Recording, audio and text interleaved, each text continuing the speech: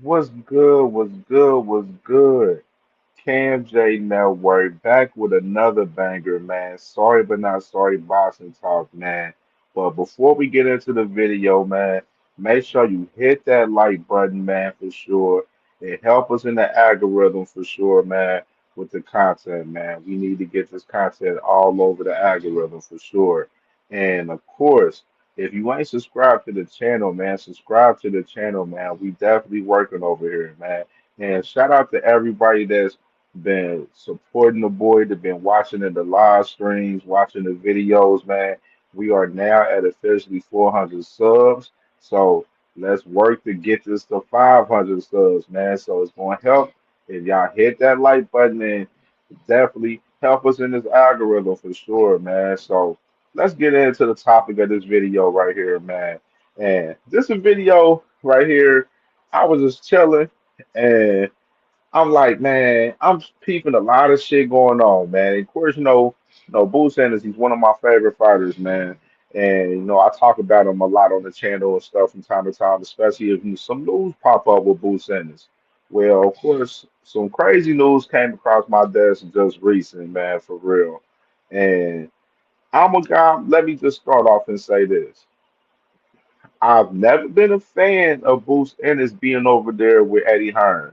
I wasn't a fan when he signed with him in the first place, and I damn sure not a fan of him signing back with Eddie Hearn because of problems like this. And we're gonna talk about it and break it down right here. So, of course, y'all remember earlier this week, man, when the conversation came about from Eddie Hearn where he said that they sent the offer out to Josh Kelly, right? And then Josh Kelly manager, he came out and said that it was a low ball offer and everything. And then Josh Kelly himself, right here in this video that I'm about to play, he talks about this right here. Yeah, the office shit.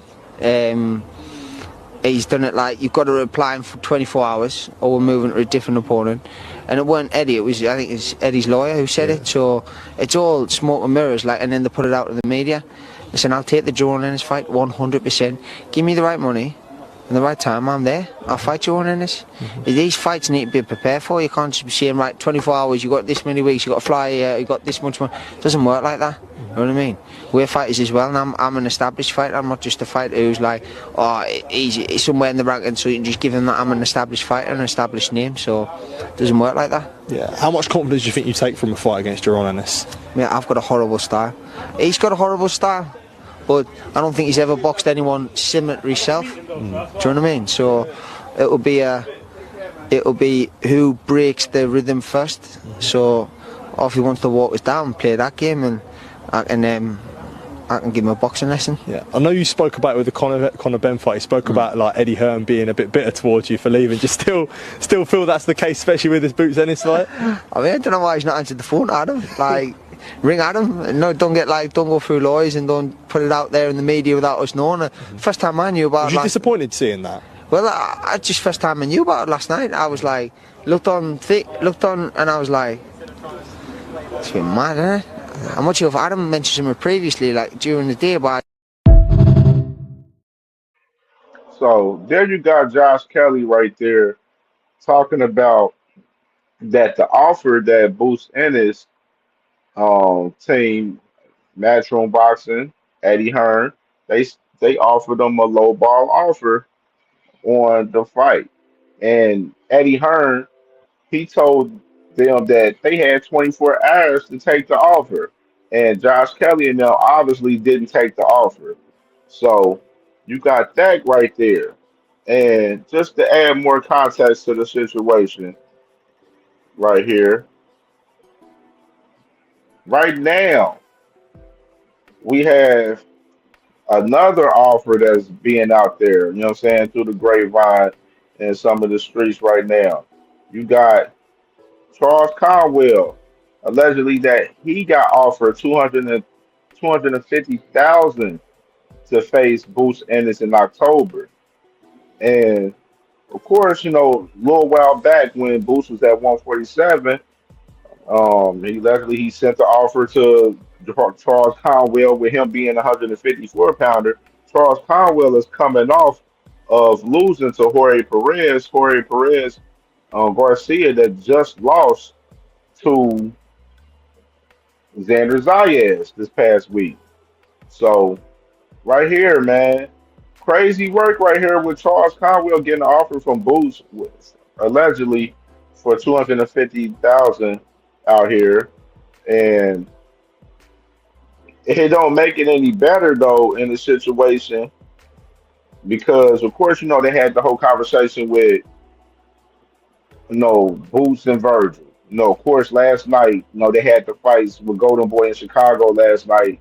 Oscar De La Hoya, he came out and said that Virgil's talking about coming back in October, and he definitely looks forward to possibly facing Boots for the first quarter of 2026. And I've been on record being one of the guys saying that Virgil, he's coming off a hand injury.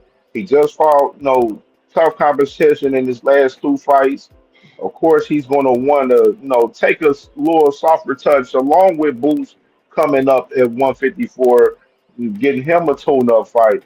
And the thing is, though, the whole thing about the Virgil fight is we got this with Virgil right here. So, news came out tonight about possible Keith Thurman versus Virgil Ortiz and Frank Martin versus Arnold Barbosa, both in the works for a date in October. It will be a PBC versus Golden Boy Promotions event if it is all finalized. And this is credit to Julian Julius right here. And my boy Dan, the boxing man on Twitter, he shared this as well right here with this news from Julius Julian. So you got Keith Thurman and Virgil Ortiz in the works right here. Now, by any means, let me be 100. This is not no tune-up fight for Virgil Ortiz. Keith Thurman, of course, former champion, you know what I mean, at 147. You know what I'm saying? Unified champion, by the way. You know what I'm saying? Legend in the game. Coming off a great win in Australia earlier this year. This is a good ass fight. And I'm one of the guys that said, hey, Keith Thurman been talking about Boots a lot right there. Why won't Eddie Hearn and Boots send an offer to Keith Thurman? Why not? But this is one thing I'm gonna say about this. So if Josh Kelly is on record saying that they lowballed him with the offer, and now you got Charles Conwell allegedly saying that they offered them 250,000 to fight, which is low ball. You just think about it with Charles Conwell. Charles Conwell is on his last fight on his deal with Golden Boy over there, and I don't think it would be beneficial for Charles Conwell to take a fight with Boots Ennis for 250,000. You got to pay Golden Boy a promotional fee, and then on top of that, you got to pay your team and everything. So it wouldn't be beneficial for Charles Conwell to do that for this amount of money, for sure, just in my personal opinion. But the thing is, what I'm seeing from Eddie Hearn right now, that's a trend, is he's. It looked like Eddie Hearn is trying to get paid and maximize his dollar off of Boots' name. Like, for instance, he had Boots in Philly the first two fights, and then he had him in Atlantic City.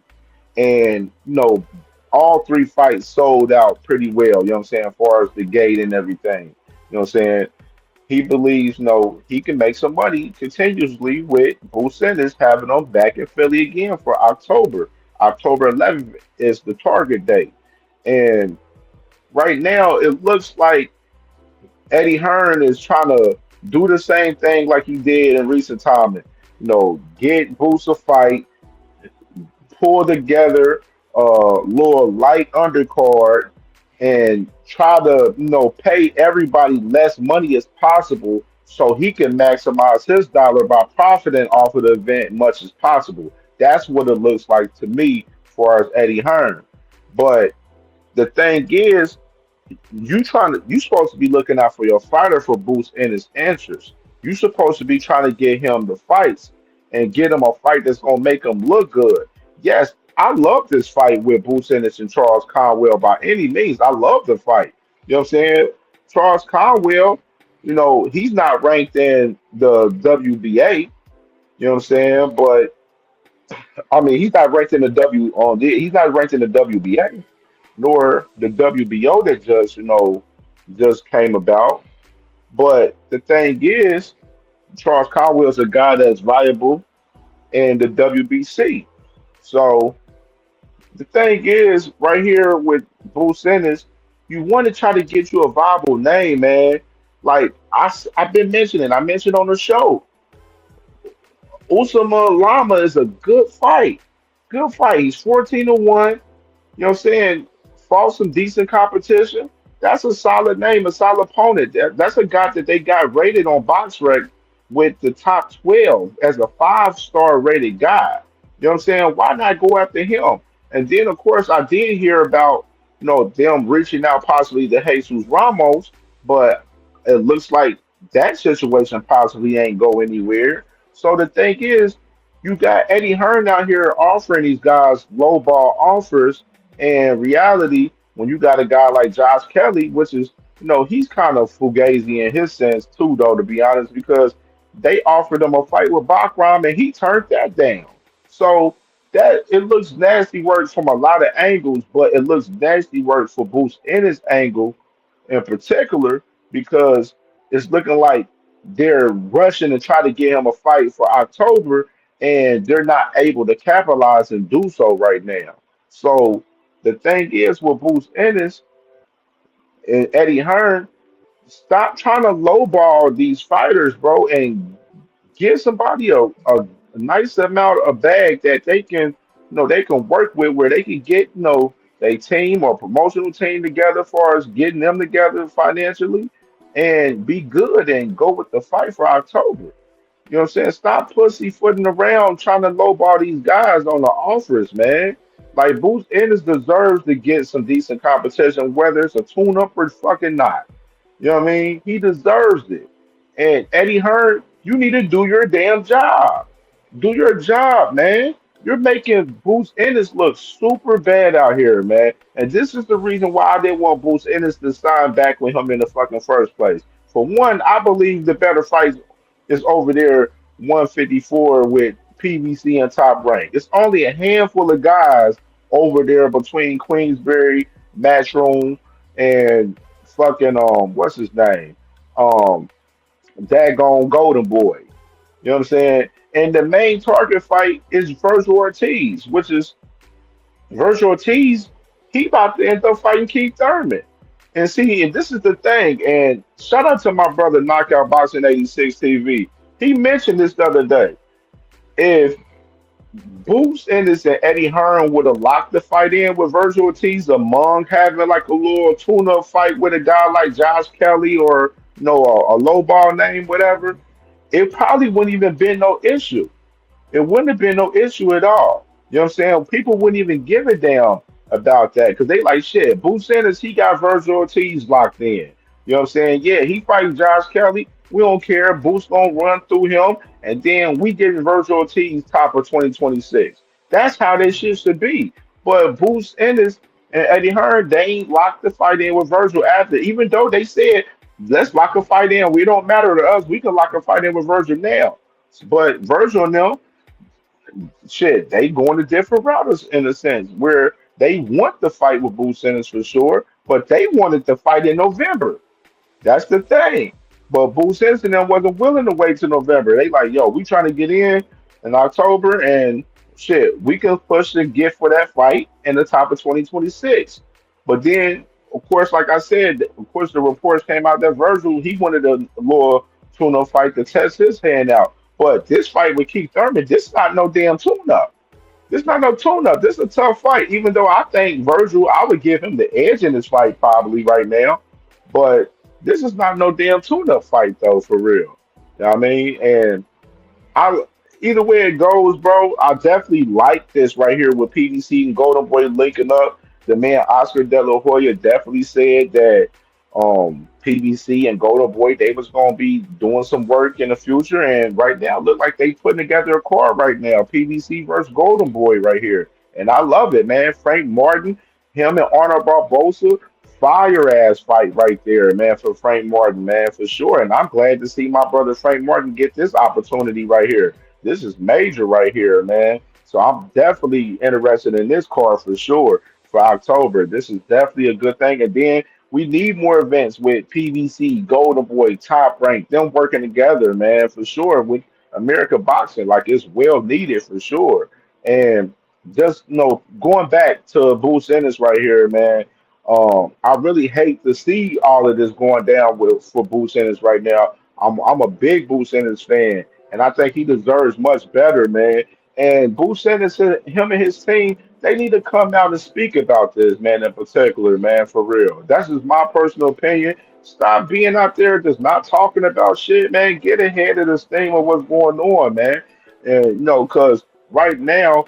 Right now, the media and shit, they're trying to make Boots look bad in certain angles, but a lot of this shit is Eddie Hearn's fault because Eddie Hearn is doing bad business behind the scenes, and that's the problem right here. And that's all I got for it, man, for sure, man. Make sure y'all already know, hit that like button, man. Let me know in the comments what y'all think about this topic in particular, man, for sure. Today, man, make sure we live every Wednesday at 6:30 p.m. Eastern Time. Every Wednesday for Sorry But Not Sorry Boxing Talk Wednesdays. Every Wednesday at 6:30 p.m. Eastern Time, man. You already know the vibes, man. We lit on the Wednesday, so make sure y'all pull up and come enjoy the cook up. And of course, we live every Sunday, always in the afternoon. I always let everybody know what time specifically through the community post. But make sure just tap in with the channel, man. Hit that notification button if you ain't hit that notification button on the channel yet, for sure, man. To get all notifications for all videos, all live streams for the channel, man. We definitely working, man, and appreciate everybody that was on the live streams supporting throughout this week, man. I got a $3 banger in the Cash App. I ain't gonna announce my guy name, his full name. You know what I'm saying? I don't want to announce nobody governments, man, for sure. But appreciate everybody's support throughout the live streams this week, man. We are at 400 subs, man. So we working, man. We pushing to get to 1,000. We want to get to 1,000 soon. We pushing for 1,000, but let's get to this 500 ASAP though, for sure, man. And appreciate y'all, man. Hit that like button, man. Let me know how I did on this video for sure. And we out of here.